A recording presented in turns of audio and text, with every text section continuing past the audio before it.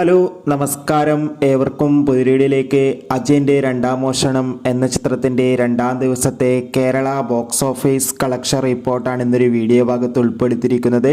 വീഡിയോയിലേക്ക് മുൻപ് video like ചെയ്യുക, ചാനൽ സബ്സ്ക്രൈബ് ചെയ്യാൻ വേണ്ടി ശ്രമിക്കുക. ജിതിൻ ലാലിൻ്റെ സംവിധാനത്തിൽ ടൊവിനോ തോമസ്, ബേസിൽ ജോസഫ് എന്നൊക്കെ പ്രധാന കഥാപാത്രങ്ങളായ ചിത്രമായിരുന്നു അജയൻ്റെ രണ്ടാം മോഷണം. ചിത്രത്തിന് മികച്ചൊരു പോസിറ്റീവ് റെസ്പോൺസ് തന്നെയാണ് ഇപ്പോഴും പുറത്തുവന്നുകൊണ്ടിരിക്കുന്നത്. അതുകൊണ്ട് തന്നെ എല്ലാ സിനിമാ പ്രേമികളും ഒരേപോലെയാണ് ചിത്രത്തിൻ്റെ ഓരോ അപ്ഡേഷനും അറിയാൻ വേണ്ടി കാത്തിരിക്കുന്നത്. ചിത്രത്തിൻ്റെ രണ്ടാം ദിവസവും മികച്ചൊരു ബുക്കിംഗ് തന്നെയാണ് കേരളത്തിലെ തിയേറ്ററുകളിൽ നടന്നിട്ടുണ്ടായിരുന്നത്.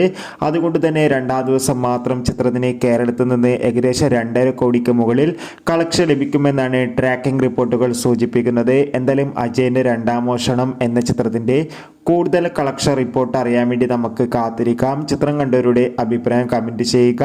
കൂടുതൽ സിനിമാ വാർത്തകൾക്കായി ചാനൽ സബ്സ്ക്രൈബ് ചെയ്യുക.